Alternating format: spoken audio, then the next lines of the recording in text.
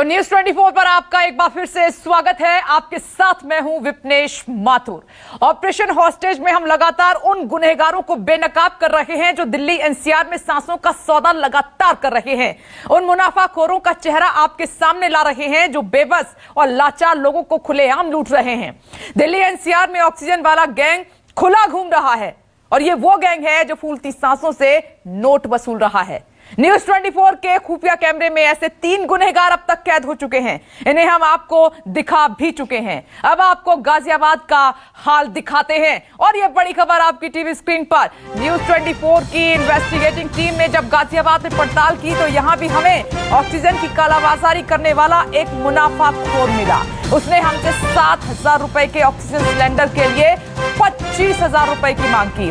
अब इस वसूली भाई को भी आपको दिखाते हैं। यह है चौथा बड़ा खुलासा। देखिए,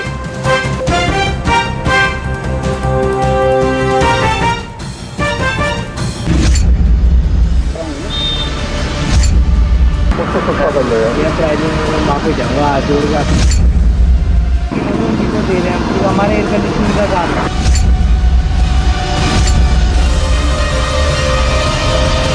हम दिल्ली एनसीआर में उन गुनहगारों को ढूंढ रहे थे जो मरीजों को बेमौत मारने पर तुले थे।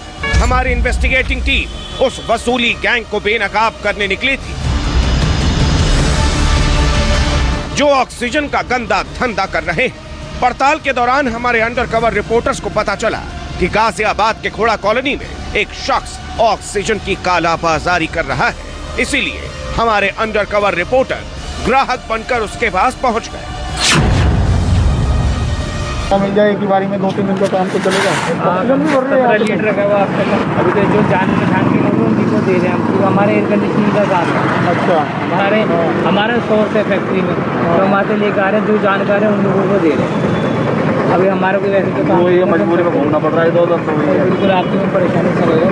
सबके साथ भैया कुछ तो सस्ता कर लो यार। प्राइजिंग में माफी चाहूँगा आज जोड़ के आपसे, क्योंकि प्रॉब्लम क्या आ रही है। नहीं वो तो ठीक है, तो हमारे पीछे से ही इन लोगों ने समझ लो हमारा इतना चढ़ा बढ़ा के दे रहे हैं। ऑक्सीजन की ब्लैक मार्केटिंग करने वाले जिस मुनाफाखोर की तलाश थी वो मिल गया। उसके पास 17 लीटर वाला ऑक्सीजन सिलेंडर था। अब हमने खुफिया कैमरे के सामने ही डील शुरू की। फैक्ट्री से 20-25 हजार के आ रहे हैं। पीछे से ही हार्ड हुआ पड़ा सर। वैसे नॉर्मल दिनों में 10-12 हजार रुपये का, 10,000 का, 9,000 का, 10,000 का सिलेंडर होता था। अच्छा, पीछे से उन्होंने, अब उनको पता है वो 9-10 हजार का, तो वो 30 किलो जो 30 लीटर वाला होता है वो है 9-10 हजार का। हाँ, कोई 1,000-2,000, 1,000-1,500 रुपये का फर्क होता है छोटे सिलेंडर में। अभी क्या है हिसाब किताब 25 से कम नहीं मिलेगा सर। अभी तो छोटे हैं 5-5 लीटर के, अगर 2-3 लिए जाए तो वो, लेकिन वो भी सर महंगा ही पड़ जाएगा। हमें फायदा कैसे बढ़िया, छोटा तो हमारे पास है ही, बड़ा इतना ले। मेरे पास तो ऑक्सीजन के इस कमीशन खोर ने 17 लीटर वाले सिलेंडर का रेट 25,000 रुपए बताया। वही 17 लीटर का सिलेंडर जिसकी बाजार में कीमत है 7,000 रुपए, यानी सही कीमत से 18,000 रुपए ज्यादा। हमारे पास ना गुंजाइश नहीं, पीछे से इतना महंगा। तुम यकीन नहीं मानोगे, ये भी ना सिर्फ मैं आपको बता रहा हूँ, जो सिर्फ जानकार है सिर्फ उनके लिए हो रहा है। वो भी है कि मिल नहीं रहे, निकाल के फैक्ट्री से इनको 2-3 दिन से लड़ के लाने पड़ेंगे। दे दो भैया, जानकार को देना, उनको देना। अब हमारे तो क्या, हमारे एयर कंडीशनिंग काम है। 500 लोग हमें फ़ोन करे जा रहे हैं क्योंकि उनको पता है कि हमारा काम है, तो हमारे पास मिलेगा कहीं ना कहीं मिल जाएगा। और जो था अभी शॉर्टेज ना, बहुत ज़्यादा शॉर्टेज है। अब कभी माफ़ी चाहूँगा आपसे, हाथ जोड़ के विनती करूँगा। 24,500 तक कर दूँगा, उससे कम में थोड़ा सा नहीं हो पाए। आप देख लो, आप चलो ये एडवांस दे दिया है तो अभी हमारा डन हो गया। मतलब इसीलिए कह रहा हमने एडवांस इसीलिए दिया है, इसीलिए हमने आपको पैसे दे दिए। हमारे अंडरकवर रिपोर्टर्स ने लाख गुजारिश की, लाख कोशिशें की, लेकिन वो रेट कम करने पर राजी ही नहीं हुआ। कम किया भी तो सिर्फ 500 रुपए। मतलब ये कि ऑक्सीजन के इस संकट काल में सांस तभी चलेगी जब इन दलालों को मुंह मांगी कीमत मिलेगी। जो अमीर है वो तो खरीद सकते हैं, लेकिन जो गरीब है उनका मालिक तो सिर्फ ऊपर वाला है। वरुण सिन्हा के साथ Vimal Kaushik, Ghaziabad, news 24। Operation hostage में ये चौथा बड़ा खुलासा गाजियाबाद से हुआ है। ये वक्त ऐसा है आपके लिए, हमारे लिए, कि हम अपनी इंसानियत को दिखाएं। लेकिन आप देखिए, ये सौदागर, ये गुनहगार इंसानियत को तार तार करते हुए, सांसों से खेलते हुए, जान लेते हुए खेल रहे हैं, अपनी जेबें भर रहे हैं। उन्हीं को आज बेनकाब कर रहे हैं और जो सिस्टम सोया हुआ है उसको जगाने का भी काम न्यूज़ 24 लगातार कर रहा है। अब कुछ और मेहमान भी हमारे साथ जुड़ गए हैं। जयराम विप्लव जी, बीजेपी प्रवक्ता हमारे साथ मौजूद हैं। अनुमा आचार्य हमारे साथ जुड़ गई हैं, प्रवक्ता कांग्रेस। आप टीवी स्क्रीन पर उनको देख सकते हैं। और एलन राव सर लगातार हमारे साथ बने हुए हैं, पूर्व पुलिस अधिकारी हैं और ग्राउंड जीरो पर अंडर कवर रिपोर्टर जो गए थे और जो सच्चाई सामने लेकर आए हैं उनको लगातार आप देख रहे हैं। वरुण सिन्हा, विमल कौशिक हमारे साथ मौजूद है। वरुण, ये जो चौथा बड़ा खुलासा गाजियाबाद से हुआ है, इसकी तह तक आप कैसे पहुंचे? देखिए, मैंने पहले भी कहा कि इन लोगों तक पहुंचना आसान नहीं था क्योंकि अब पुलिस बहुत ज़्यादा एक्टिव है और ऐसे में ये लोग बहुत ही छुप कर काम कर रहे हैं। तो हम जब गुजर रहे थे तो रास्ते में हमें एक सिलेंडर ले जाते हुए व्यक्ति मिला। हमने उससे पूछा कि ये सिलेंडर आप कहाँ से लाए हैं, तो उसने हमें बताया कि वो गाज़ियाबाद के खोड़ा कॉलोनी जो मयूर विहार से सटा हुआ है, वहीं मयूर विहार में एक व्यक्ति रहते हैं जो गाज़ियाबाद में डीलिंग कर रहे हैं। आप उनका नंबर लीजिए और उनसे बात करिए, हो सकता है कि आपको सिलेंडर प्रोवाइड हो जाए। आप ये कहिएगा कि आप मेरे रिलेशन में हैं। जब हमने उसके रिलेशन वाले बनकर बात करी और उस व्यक्ति ने भी हमारे लिए बात करी, तब इस बंदे ने हमसे मिलने के लिए कहा, लेकिन कहा कि साथ में आपको कुछ पैसे देने होंगे और पैसे देने के बाद ही जो है वो मैं आपसे मिलने को तैयार हूँगा। हमने इसको कुछ पैसे दिए और उसके बाद हमने इससे मुलाकात करी और उसके बाद इसने हमसे सीधे कहा कि आपको अगर सिलेंडर चाहिए तो आपको 25,000 रुपये देने होंगे, इससे कम में सिलेंडर की कोई बात नहीं होगी। आपको सिलेंडर ले जाना है तो मेरे पास सिलेंडर पड़ा हुआ है, भरा हुआ सिलेंडर पड़ा हुआ है, मेरा यही काम है। और आप पहले एडवांस आपने जो दिया है वो दीजिए, साथ में कुछ पैसा अभी दीजिए, आप 10 मिनट रुकिए, मैं अभी सिलेंडर लेके आता हूँ। तो ये स्थिति जो है ये लगातार, चाहे दिल्ली की स्थिति हो चाहे गाज़ियाबाद की स्थिति हो, ये तमाम वो लोग थे जो पैसा कमाने के लिए अलग अलग तरीके से लोगों को मोहरा बना रहे थे और अपने नेक्सस के जरिए उनको फंसा रहे थे। जी देखिए, वरुण ने आपको बताया कि कैसे वो पहुंचे हैं, कैसे पहुंचे हैं। सौदेबाजी पहली कॉल से ही उनकी शुरू हो जाती है। सिलेंडर नहीं दिखाते, ऑक्सीजन नहीं दिखाते, पैसे मांगते हैं और पैसे लेकर गायब हो जाते हैं। दिल्ली एनसीआर की हकीकत हम आपके सामने रख रहे हैं। और विमल, आपके पास अब आते हुए, ये कितने, इनका तंत्र इतना मजबूत कैसे हो गया है विमल? क्या इतने ये फास्ट हो गए हैं? क्या इनके पास इतनी एडवांस टेक्नोलॉजी आ गई है जिनके सामने पुलिस और सिस्टम सबको धरा का धरा रह गया और ये अब भी जारी है, कालाबाजारी सांसों के साथ खेल रहे हैं? विमल,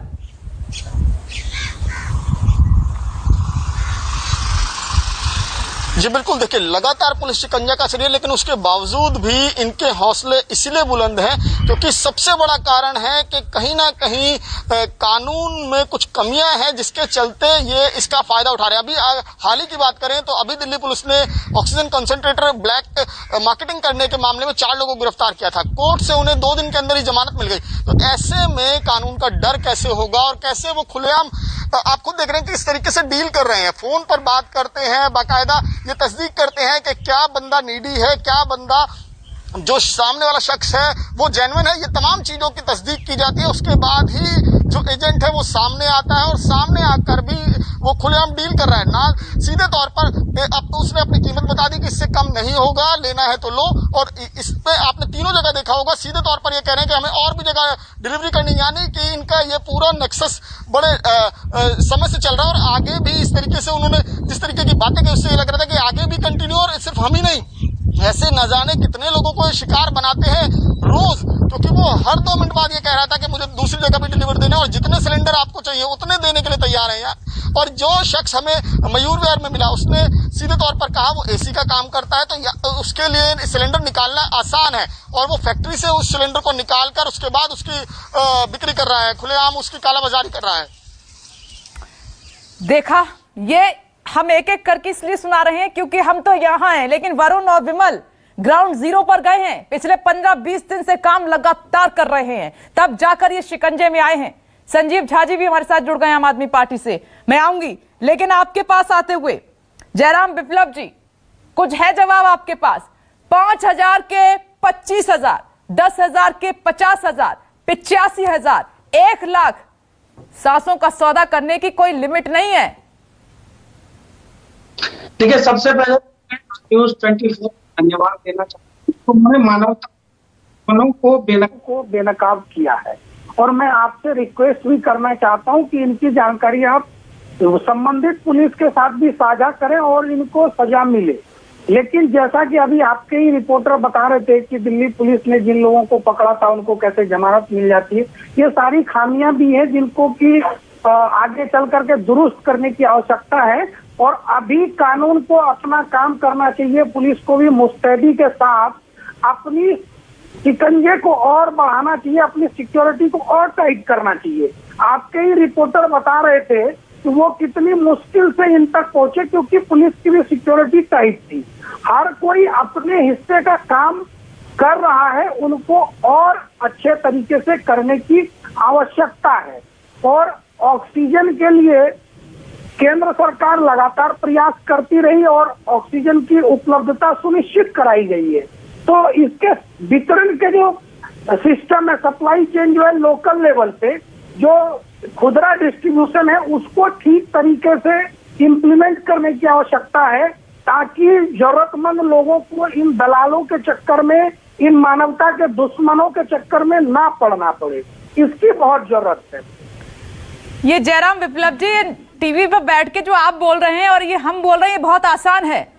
जिनकी सांसें चली गई, एक हाथ से पैसा लिया, दूसरे से ऑक्सीजन नहीं दी, इतनी टाइट सिक्योरिटी में, कुछ है जवाब इसके लिए? देखिए, आपको मैंने पहले भी कहा कि इसके वितरण की व्यवस्था को और सुनिश्चित अच्छे तरीके से सुदृढ़ करना पड़ेगा ताकि आगे चल करके ऐसा कुछ ना करेंगे, करना पड़ेगा सर। कब करेंगे? महामारी के दौर में सांसें जा रही हैं और सौदेबाजी कर रहे हैं। तंत्र बहुत कड़ा है, आप कह रहे हैं, लगा दिया, लेकिन हो तो कुछ नहीं रहा है। एयरफोर्स ने 21 दिनों में 1400 घंटे की उड़ान भरी लोगों की जानें बचाने के लिए। दूसरी तरफ हमारे हम उन प्रयासों की सराहना कर रहे हैं, वो लगातार हम दिखा रहे हैं, ऐसा नहीं है कि न्यूज़ 24 नहीं दिखा रहा है। जो वितरण में कहीं ना कहीं चूक कर रही है, वो राहत की बात है कि कदम उठाए जा रहे हैं, लेकिन हम इन सौदेबाजों की बात कर रहे हैं जिसके सामने सिस्टम फेल होता हुआ नजर आ रहा है। अनुमा आचार्य जी, कौन बल दे रहा है? कहीं से तो बल मिल रहा है। देखिए, पहली चीज तो ये कि आप बहुत अच्छी कर रहे हैं और कुछ चैनल ऑन जाकर ये काम कर रहे हैं, तो ये एक लोगों के लिए बहुत बड़ा उपकार है। और ये उजागर हो रहा है कि बहुत सारे लोग ऐसे समय में भी कालाबाजारी करने पे चूक नहीं रहे हैं। लेकिन एक चीज ध्यान रखें हम कि हमारे देश में सरकारी तंत्र में केवल 26,000 एम्बुलेंस है और दिल्ली में 609 है, कुछ और ऐड होने वाली हैं। तो जब कोई चीज कम हो जाती है तो उसका पैनिक बढ़ जाता है, ये हमेशा हमने देखा है। अब हमारे बीजेपी के बहुत सारे ऐसे सांसद हैं जिनको होर्डिंग करने की आदत है, तो उससे पैनिक और बढ़ता है। चाहे हम यहाँ की बात ले लें, किसी भी चीज की बात ले लें, किसी कमोडिटी की बात ले लें, ऑक्सीजन की बात कर ले लें, हम एम्बुलेंस की बात कर लें, तो ये सारी चीजों की इस वक्त ऑन ग्राउंड जरूरत है। इसको अगर हम होल्ड कर लेंगे तो मार्केट में एक जबरदस्ती का उसकी डिमांड जनरेट होती है, और उस जनरेट जब होती है, जिस समय आपके घर का कोई सदस्य जा रहा है उस समय आप सामने वाले से नेगोशिएट कहाँ कर पाते हैं। मुझसे ही थोड़े दिन पहले एक ऐसी महिला जिनको प्रधानमंत्री फॉलो करते हैं, उन्होंने मुझसे कहा कि रेमडेसिविर का इंजेक्शन अवेलेबल तो है पर 30,000 देने पड़ेंगे। मैं एक आर्मी ऑफिसर के लिए मांग रही थी, वो एक लेडी ऑफिसर के लिए, लेकिन देखिए उन्होंने ये कहा। बाद में मुझे एक एमएलए साहब है पुराने, उन्होंने मुझे वो सही दामों पे दिलवाया। तो इस तरह की मुहिम की बहुत आवश्यकता है जो आप लोग कर रहे हैं। लेकिन दुखद यह है कि जो हम एग्जाम्पल देखते हैं, भारतीय जनता पार्टी की तरफ से जो एग्जाम्पल देते हैं, वो लोगों को और उकसाता है कि ये सब करके भी हम बच सकते हैं। क्योंकि हमने देखा है जो सारण में जिस तरह से होर्डिंग हुई, जिस तरह से दरभंगा में एक एम्बुलेंस पे सीमेंट और रेत की बोरियां जा रही हैं, ये सब देख के लगता है कि हम कहीं पर बहुत क्रूर हो चुके हैं और हमें यहाँ से बदलने की जरूरत है। सरकारी तंत्र में और एम्बुलेंस आने की जरूरत है। और एक चीज याद रखें कि एम्बुलेंस का एक नेशनल कोड है, उस कोड पर हमारे भारत की जितनी भी एम्बुलेंस है उसमें से 3 में से 2 एम्बुलेंस खड़ी नहीं उतरती। थोड़े दिन पहले हमने देखा, विदिशा मेरा होम टाउन है, वहां पर एक एम्बुलेंस में बहुत सारी बॉडीज भर कर लेकर जा रहे थे, गिर पड़ी। तो मेरा ये कहना है कि इस समय आपके इस चैनल की जो मुहिम है इसकी बहुत जरूरत है और हर एक को झकझोरने की बहुत जरूरत है। संजीव झा जी, क्या कहेंगे आप? मुझे लगता है कि इस मुहिम के जरिए 2 बातें सामने आती है। एक तो जहां कहीं भी कालाबाजारी होती है वो सबके संज्ञान में आती है। दूसरा, अगर मैं दिल्ली सरकार की बात करूं तो हम ये लोग उनके पास ना जाए उसकी सुविधा हमने की है, उसकी जानकारी लोगों तक पहुंच जाती है। जैसा कि मैंने पहले बताया कि दिल्ली सरकार ऑलरेडी व्यवस्था करी हुई है कि लगभग 80 ऑक्सीजन सेंटर हमने बनाए हुए हैं हर एक विधानसभा में और कुछ इंपॉर्टेंट जगह पे है। तो अगर आपको ऑक्सीजन की जरूरत है तो 1031 डायल कर लीजिए, या हमारा oxygen.जनसंवाद.org है, उस पर आप अगर टाइप करेंगे तो आपको एक एक सेंटर की जानकारी, साथ में फोन नंबर मिल जाएगा आपको। तो आपको जरूरत नहीं है उनके पास जाने की। दूसरी बात, जो ये कालाबाजारी हो रही है, एक तरफ देखिए आप कि जो दिल्ली में लोगों की सेवा कर रहे थे, चाहे वो दिलीप पांडे हो, चाहे वो संजय भाई हो, चाहे हमारे इमरान भाई हो, दिल्ली पुलिस उसके पीछे तो लगी हुई है, लेकिन जो एक्चुअल कालाबाजारी कर रहा है उसके पीछे नहीं लगी हुई है। तो मेरा दिल्ली पुलिस से भी निवेदन है कि आप जो सेवा कर रहे हैं उनका पीछा छोड़ करके आप जो वास्तव में कालाबाजारी, क्योंकि पुलिस का हर एक बीट लगा हुआ है, अगर कोई भी गतिविधि होती है तो आइलैंड ऑफ कलेक्ट करेंगे कि उनकी जानकारी पुलिस को जरूर होगी। तो मुझे ये लगता है कि पुलिस का जो वास्तव में काम है अगर ठीक से करेगी तो शायद ये कालाबाजारी रुक सकता है। और दूसरा, कोई व्यक्ति कह रहे थे मुझे तक, देखिए पुलिस जिस तरह से चार्जशीट तैयार करेगा, जिस तरह से आरोप तैयार करेगा, उसी तरह से कोर्ट उस पर जजमेंट देगा। तो मुझे लगता है पुलिस को भी पुख्ता सबूत के साथ अगर कोर्ट में जाए तो मुझे लगता है कि इस तरह के जो अपराधी हैं उनको बेल नहीं मिलेगा। और साथ में मैं निवेदन करता हूं उन तमाम कालाबाजारी करने वाले लोगों से कम इस वक्त मानवता रखिए, ये आपदा का समय है। अगर आप नहीं चलेगा, इनको बिल्कुल फर्क नहीं पड़ता सर, इसलिए दिल्ली सरकार नहीं देती, दिल्ली सरकार इसकी व्यवस्था करी हुई है, तो आपको जरूरत नहीं है कि आप किसी कालाबाजारी के पास करने के वालों के पास दिल्ली में जाना अपील कर रहे हैं, हम भी कर रहे हैं, कब से कहाँ फर्क पड़ा सर अपील का? हाँ, इसीलिए दिल्ली सरकार की व्यवस्था करी हुई है कि आपको कालाबाजारी के पास न जाना पड़े। आप दिल्ली सरकार ने जो व्यवस्था किया उसका फायदा लीजिए, आप किसी कालाबाजार करने वाले लोगों के पास मत जाइए। लेकिन संजीव झा जी, एक बात बताइए, आपको लगता है जो तमाम लोग इन लोगों तक पहुंचे हैं उन्होंने पहले कोशिशें नहीं की होगी? जो हेल्पलाइन आपकी तरफ से चलाई जा रही है, जो व्यवस्थाएं की जा रही है, उनको टच नहीं किया होगा? जब उनको मायूसी हाथ लगी तभी तो वो वहां तक पहुंचे। नहीं, हो सकता है कि जानकारी कम है। अब मुझे अपने जहां से विधायक हूं, हमारे यहाँ ऑक्सीजन सेंटर है, वहां ऑक्सीजन सेंटर का हेल्पलाइन दिए हुए हैं, अपना भी हेल्पलाइन दिए हुए हैं कि जानकारी नहीं है तो वहां तक पहुंच जाए। और इसके एडवर्टाइजमेंट भी बहुत बार किया गया है कि हमने ऑक्सीजन सेंटर अपना बनाया है। तो एक सरकार यही कर सकती है कि सुविधा दे, सुविधा की जानकारी दे। मैं आपके चैनल के जरिए भी लोगों को बता रहा हूं। तो मुझे लगता है कि थोड़ी सी जानकारी तो रखनी पड़ेगी, नहीं तो फिर इस तरह के कालाबाजार तो सर जानकारी का अगर अभाव है तो उसको बड़े लेवल पे आप प्रमोट कीजिए, लोगों को जागरूक कीजिए। खूब प्रमोट किया हमने, सीएम साहब ने एडवर्टाइजमेंट किया, हम सब लोगों ने डाला, आपके चैनल के जरिए कह रहे हैं, तो फिर और बढ़ाइए इसका दायरा सर, वेबसाइट पे डाला हुआ है। और क्या तरीका हो सकता है ताकि जिसके पास एंड्रॉइड मोबाइल भी नहीं है उसको जानकारी हो जाएगी, नंबर डायल करना है और मुझे यहाँ से इन्फॉर्मेशन मिलेगी, यहाँ से मदद मिलेगी। मैं आपसे भी निवेदन करता हूँ कि जानकारी जरूर लोग देते रहें ताकि लोग कालाबाजारों के चक्कर में ना पड़े। बिल्कुल ठीक है। एल एन राव सर, ये वो लोग भी सर गुनहगार हैं जिनके घर में सब स्वस्थ हैं और जिन्होंने 5 मेंबर है तो 5 सिलेंडर अपने घर में हाईजैक करके रख लिया ऑक्सीजन के, क्या वो गुनहगार नहीं है सर? क्या उन्होंने इनको बढ़ावा नहीं दिया? वो सिलेंडर किसी की जान बचा सकते थे, भविष्य की सोच के आपने आज उनको स्टोर कर लिया। देखिए विपनेश जी, इसमें सभी लोग जो इस काम में गोरख धंधे में मिले हुए हैं सारे के सारे गुनाहगार हैं। कानून के हिसाब से उनको सजा मिलेगी। कानून अपना कार्रवाई कर रहे हैं, चाहे वो गाजियाबाद हो, चाहे वो दिल्ली हो, चाहे कहीं का भी हो। जो कानून के हिसाब से गलत काम करेगा उसको उस पर केस रजिस्टर होगा, केस की इन्वेस्टिगेशन होगी और उस इन्वेस्टिगेशन के दौरान जो आदमी उसमें शामिल रहेंगे सभी के साथ कार्रवाई की जाएगी, चाहे वो उसको सपोर्ट करने में हो, चाहे मैं उन आम पब्लिक की बात कर रही हूँ sir, L N Rao sir, आम पब्लिक की। ये बहुत दुखद है। सोसाइटी में हमने देखा कि एक घर में कई सिलेंडर रखे रहे और उनके घर में सब स्वस्थ थे, बस भविष्य की सोच के उन्होंने स्टोर कर लिए और जो लोग तड़प रहे थे उनके लिए सिलेंडर नहीं थे। यस, ये मानवता के लिए ये बहुत ही खतरनाक बात है, जो कि अपने आप को अपनी स्वार्थपूर्ण तरीके से अपने घर में सब कुछ स्टोर कर लेंगे, लेकिन उसके बाद ये नहीं देखते कि अगर हम स्टोर कर रहे हैं तो उसको आगे किसी और को भी जरूरत हो सकती है। तो ये सब चीजें देखने की वाली बात है। कोई भी आदमी ब्लैक मार्केटिंग, होर्डिंग वगैरह जो भी कोई कर रहा है और ये सब एक्सेस चार्जिंग कर रहे हैं किसी भी बात के लिए, इस आपदा के टाइम पर उन सब के खिलाफ कार्रवाई, जो अगर कोई भी इन्फॉर्मेशन मिल रही है पुलिस को या कोई खबर दे रहा है या कैसे भी हो, तो उसमें पूरा कार्रवाई करने के बाद में केस रजिस्टर हो रहे हैं, आदमी अरेस्ट हो रहे हैं। और उसके अलावा अगर कोई नहीं भी हो रहे तो उनके लिए भी एक बड़ा एक अलार्मिंग है कि उनका सबसे बड़ा जो, जैसे पहले मैंने बताया था, एक भगवान है सबको देखने वाला, वो सब देख रहा है। और जो आदमी अगर ये सोच रहे हैं मैं थोड़ी देर के लिए बच गया हूँ किसी कारणवश, तो उनका फैसला तो भगवान की अदालत में होगा। एल एन राव सर, आप सही कह रहे हैं, आपका एक एक शब्द है। काश आपकी तरह जो सोच है हर किसी की हो जाती तो आज ये हालात नहीं होते, आज हमें ये ऑपरेशन हॉस्टेज नहीं करना पड़ता। आप सभी बने रहिए, एक छोटा सा ब्रेक और ऑपरेशन हॉस्टेज में अगला एक और बड़ा खुलासा होगा।